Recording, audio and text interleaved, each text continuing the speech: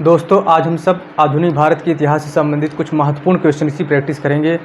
ऐसे क्वेश्चन उस टाइप के क्वेश्चन हैं जो एग्जाम में आने की संभावना बनी रहती है दोस्तों। तो दोस्तों आप हैं अमित सॉल्यूशन 2 के यूट्यूब चैनल पर। दोस्तों अगर आपने चैनल को सब्सक्राइब नहीं किया है तो लाइक से सब्सक्राइब जरूर कर दें, क्योंकि आपका सब्सक्रिप्शन और आपका लाइक हम में सुधार की कुंजी है दोस्तों। तो आइए स्टार्ट करते हैं, व्हाइट बोर्ड पर चलते हैं, आधुनिक भारत के इतिहास के महत्वपूर्ण क्वेश्चन की प्रैक्टिस की शुरुआत करते हैं दोस्तों। देखिए मॉडर्न हिस्ट्री के महत्वपूर्ण क्वेश्चन हैं। आप इस सेशन का जो पहला क्वेश्चन है, देखिए पहला क्वेश्चन है कि कांग्रेस का दूसरा विभाजन कांग्रेस के किस अधिवेशन में हुआ था। फिर से रिपीट करता हूं, क्वेश्चन को अच्छे से पढ़िए।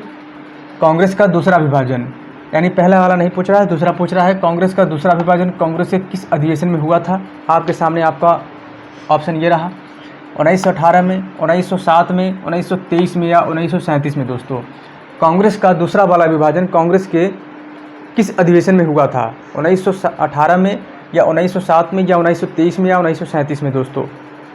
तो इसका जो राइट आंसर होगा दोस्तों, इसका राइट आंसर होगा आपका 1918। क्या होगा? 1918 आपका राइट आंसर होगा। अब देखिए, तो 1918 में कांग्रेस की अध्यक्षता किसने की थी? हसन इमाम ने की थी 1918 में कांग्रेस की अध्यक्षता। कहाँ पर हुआ था यह कांग्रेस का दूसरा विभाजन? मुंबई में हुआ था हसन इमाम की अध्यक्षता में 1918 में दोस्तों। तो 1907 में हुआ था कांग्रेस का पहला विभाजन। रास बिहारी घोष की अध्यक्षता में कहाँ पर हुआ था? सूरत में हुआ था। 1923 क्या है दोस्तों? 1923 है अबुल कलाम आज़ाद ने इसकी अध्यक्षता की थी दिल्ली में, जो सबसे युवा कांग्रेस के अध्यक्ष माने गए हैं दोस्तों। 1937 की बात आती है तो 1937 में क्या हुआ था? 1937 की अध्यक्षता की थी जवाहरलाल नेहरू ने। यह प्रथम अधिवेशन है जो गांव में हुआ था। कहाँ पर हुआ था? फैजपुर में हुआ था। 1937 में प्रथम अधिवेशन है जो गाँव में हुआ था, फैजपुर में प्रथम अधिवेशन जो गाँव में हुआ माना जाता है। इसकी अध्यक्षता की थी जवाहरलाल नेहरू ने दोस्तों। तो ये है आपका। आगे चलते हैं, आपकी स्क्रीन पर ये रहा आपका दूसरा क्वेश्चन दोस्तों। क्वेश्चन है कि किस अधिवेशन के माध्यम से भारत में पहली बार विधान परिषद की नींव पड़ी। फिर से क्वेश्चन को रिपीट करते हैं, किस अधिवेशन के माध्यम से भारत में पहली बार विधान परिषद की नींव पड़ी? किस अधिवेशन के माध्यम से भारत में पहली बार विधान परिषद की नींव पड़ी? आइए आपकी स्क्रीन पर ये रहा आपका ऑप्शन। पहला ऑप्शन है 1853 चार्टर एक्ट के माध्यम से, 1861 भारत परिषद अधिनियम के माध्यम से, 1919 भारत शासन अधिनियम के माध्यम से या 1892 भारत परिषद अधिनियम के माध्यम से। दोस्तों आपको स्क्रीन पर आपको व्हाइट बोर्ड अच्छे से दिख रहा होगा दोस्तों। आपका पहला ऑप्शन है किस अधिवेशन के माध्यम से भारत में पहली बार विधान परिषद की नींव पड़ी? 1853 चार्टर एक्ट, 1861 भारत परिषद अधिनियम, 1919 भारत शासन अधिनियम या 1892 भारतीय परिषद अधिनियम। दोस्तों इसका जो राइट आंसर होगा आपका 1813 चार्टर एक्ट के माध्यम से भारत में पहली बार विधान परिषद की नींव पड़ी थी दोस्तों। अब आइए देखते हैं विभिन्न ऑप्शन के बारे में देख लेते हैं। इसमें क्या है? 1861 भारत परिषद अधिनियम। 1861 भारत परिषद अधिनियम में वायसराय लॉर्ड कैनिंग, भारत का अंतिम गवर्नर जनरल लॉर्ड कैनिंग को माना जाता है। भारत का प्रथम वायसराय लॉर्ड कैनिंग को माना जाता है। तो लॉर्ड कैनिंग के समय में 1861 भारत परिषद अधिनियम में मंत्रिमंडलीय व्यवस्था की नींव रखी गई थी। 1861 भारत परिषद अधिनियम में मंत्रिमंडलीय व्यवस्था की नींव रखी गई थी दोस्तों, लॉर्ड कैनिंग ने रखा था। आइए देखते हैं 1919 भारत शासन अधिनियम में क्या है। तो 1919 भारत शासन अधिनियम में पहली बार महिलाओं को मताधिकार का अधिकार दिया गया था। पहली बार महिलाओं को मत का अधिकार प्रदान किया गया था। और 1919 भारत शासन अधिनियम को मैट्रिक्यूट चमस्फोट सुधार के नाम से भी जाना जाता है दोस्तों।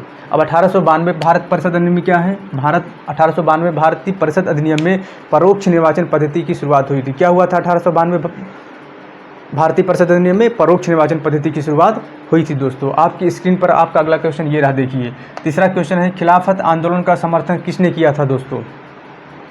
खिलाफत आंदोलन का समर्थन किसने किया था? मैं फिर से रिपीट करता हूं, खिलाफत आंदोलन का समर्थन किसने नहीं किया था? आपसे पूछा गया है कि खिलाफत आंदोलन का समर्थन किसने नहीं किया था दोस्तों। ऑप्शन आपकी स्क्रीन पर देखिए, महात्मा गांधी, बाल गंगाधर तिलक या शौकत अली या मदन मोहन मालवीय। आपको मैं फिर से रिपीट करता हूं, ऑप्शन महात्मा गांधी ने नहीं किया था, या तिलक ने नहीं किया था, शौकत अली ने नहीं किया था, या मदन मोहन मालवीय ने नहीं किया था। ऑप्शन फिर से पढ़ते हैं, क्वेश्चन फिर से पढ़ते हैं। प्रश्न, खिलाफत आंदोलन का समर्थन किसने नहीं किया था?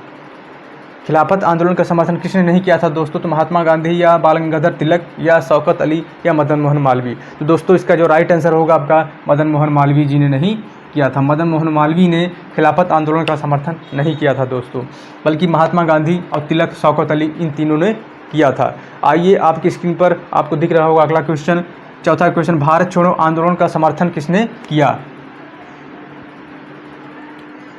भारत छोड़ो आंदोलन का समर्थन किसने किया है?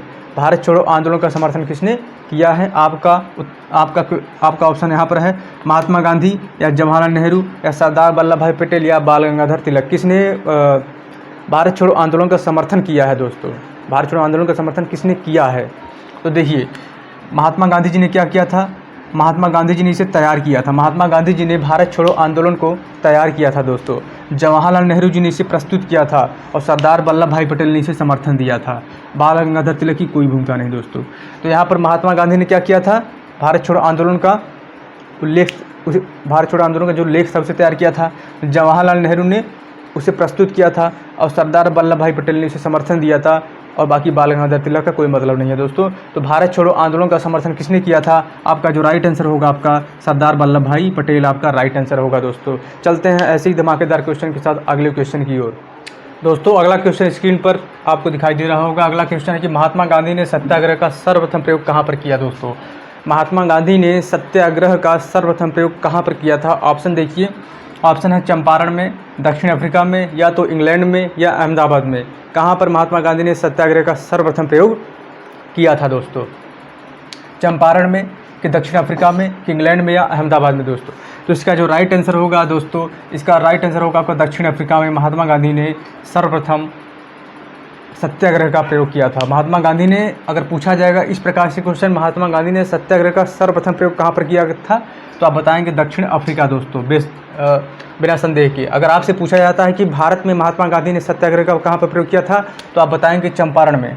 क्या बताएंगे? अगर पूछा जाता है कि महात्मा गांधी ने सत्याग्रह का सर्वप्रथम प्रयोग कहाँ पर किया, तो आप बताएंगे दक्षिण अफ्रीका में।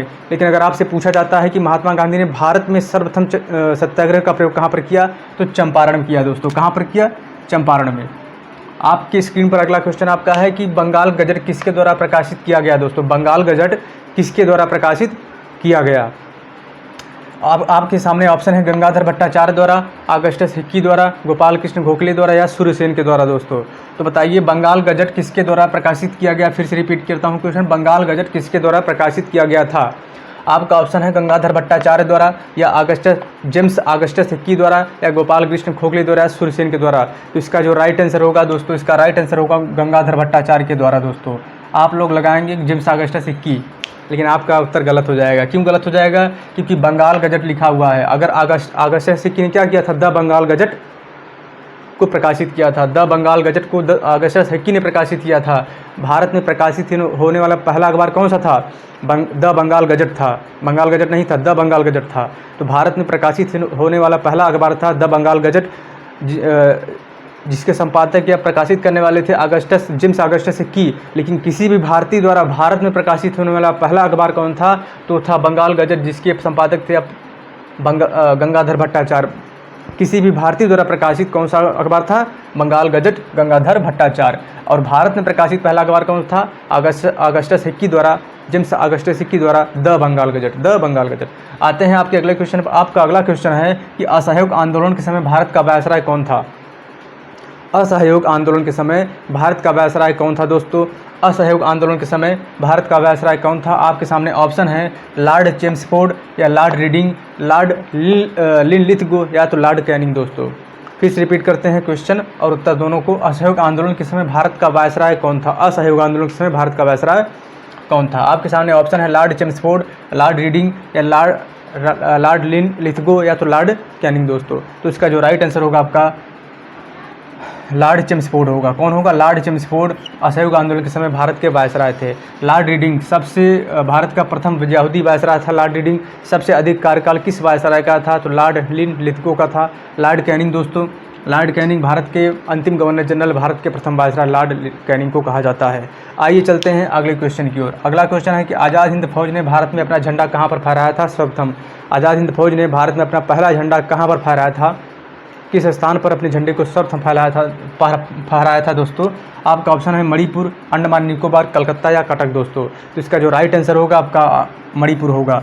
मणिपुर के मोइरांग नगर में आज़ाद हिंद फौज ने अपना झंडा सर्वप्रथम भारत में मणिपुर के मोइरांग नगर में फहराया था दोस्तों। आइए अगले क्वेश्चन की चलते हैं। आपका अगला क्वेश्चन है कि बंगाल विभाजन को कब लागू किया गया था। बंगाल विभाजन को कब लागू किया गया था? इसके ऑप्शन है 16 अक्टूबर 1905 को, 12 अक्टूबर 1906 को, या 15 अक्टूबर 1907 को, 19 अक्टूबर 1804 को। इसका जो राइट आंसर होगा दोस्तों, बंगाल विभाजन को कब लागू किया गया था? तो बंगाल विभाजन को लागू किया गया था 16 अक्टूबर 1905 को दोस्तों। यही 16 अक्टूबर 1905 को शोक दिवस के रूप में मनाया जाता है, जब हिंदू भाई और मुसलमान भाइयों ने मिल करके एक दूसरे के हाथ, एक दूसरे की कलाइयों पर राखी बांधी थी। इसे रक्षाबंधन या राखी दिवस भी कहा जाता है, शोक दिवस के रूप में मनाया जाता है दोस्तों। क्योंकि बंगाल विभाजन को कब लागू किया गया था? 16 अक्टूबर 1905 को शोक दिवस के रूप में मनाया जाता है। बंगाल विभाजन को 16 अक्टूबर 1905 दोस्तों लागू कर दिया गया था। तो ये था आपके मॉडर्न हिस्ट्री, आधुनिक भारत के इतिहास के महत्वपूर्ण क्वेश्चन दोस्तों। ऐसे ही और कई सारे क्वेश्चन आपको डे बाय डे प्रैक्टिस करवाया जाएगा इसी चैनल पर। अगर आपने चैनल को सब्सक्राइब नहीं किया, सब्सक्राइब कर लें, लाइक कर लें दोस्तों। इससे हम और कंटेंट में बेहतरीन सुधार करते रहें दोस्तों। खुश रहिए, मेहनत से पढ़िए। मिलते हैं आपसे नेक्स्ट वीडियो में। जय हिंद।